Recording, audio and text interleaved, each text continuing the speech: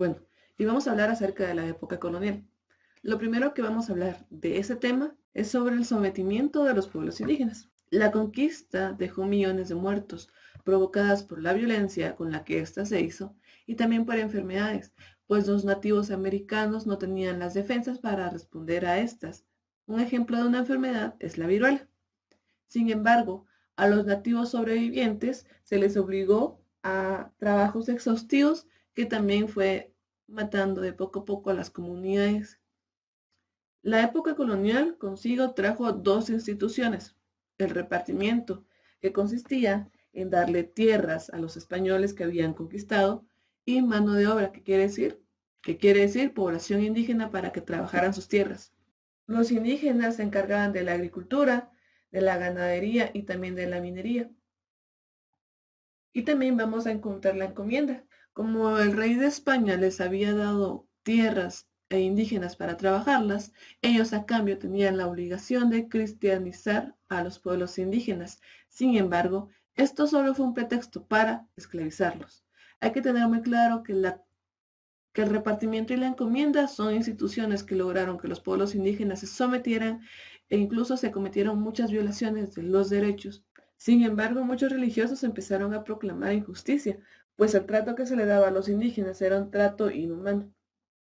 Esto provocó que en noviembre de 1542 se promulgaran las leyes nuevas, que en pocas palabras prohibía el esclavismo y convertía a los indígenas en vasallos libres y tributarios del rey. Sin embargo, al no poder utilizar la mano de obra gratuita de los indígenas americanos, empezaron a traer esclavos africanos.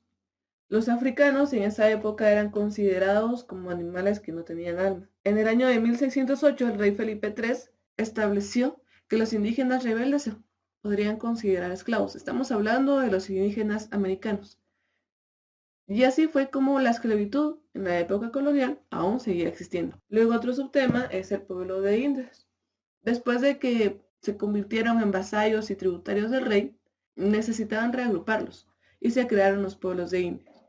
Esto quiere decir que les dieron tierra para que trabajaran en comunidad, pero era para tener control sobre ellos, y lo tuvieron a través de los tributos que se les dio al rey y parte de las comunidades coloniales, y también a través del Evangelio. Uno de los objetivos más grandes de los pueblos de indios era tener a las comunidades indígenas cerca para tener mano de obra barata. Pues vamos a ver que por una época al mes ellos tenían que trabajar gratis en las fincas de los españoles, mientras que el resto del mes trabajaban en sus tierras para pagar tributo tanto al rey de España como a los colonizadores.